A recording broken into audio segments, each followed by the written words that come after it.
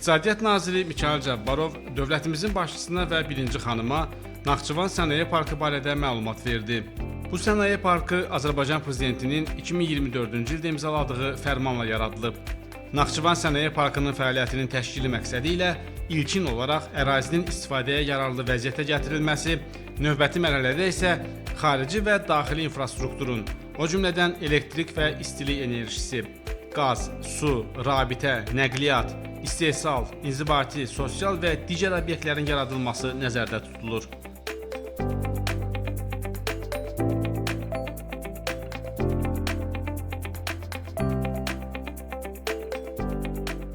Naxçıvan şəhərinin cənub-qərb hissəsində Naxçıvan-Sədərək avtomobil yolunun cənubunda yerləşən bu sənaye parkı 310 hektar ərazini əhatə edəcək. Artıq sənaye parkına potensial sahibkarların cəlb olunması istiqamətində bir sıra layihələr üzrə danışıqlar aparılır.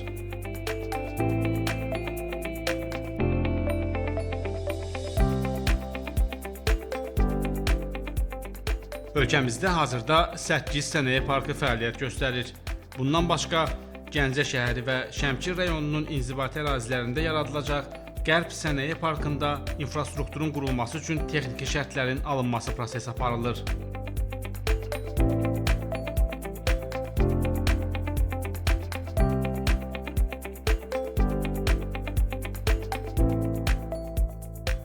Bu sənaye parklarında ümumilikdə 184 rezident qeydiyyata alınıb ki, onların da 101-i artıq fəaliyyət göstərir.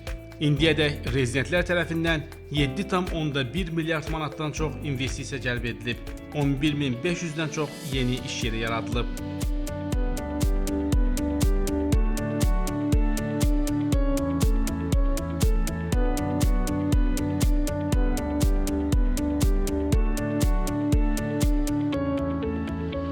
...2026-cı ilin iyulun 1-nə olan məlumata görə sənaye parklarında ümumilikdə 21,4 milyard manatlıq məhsul istehsal edilib ki, bunun da 6,7 milyard manatlıq hissəsi ixrac olunub.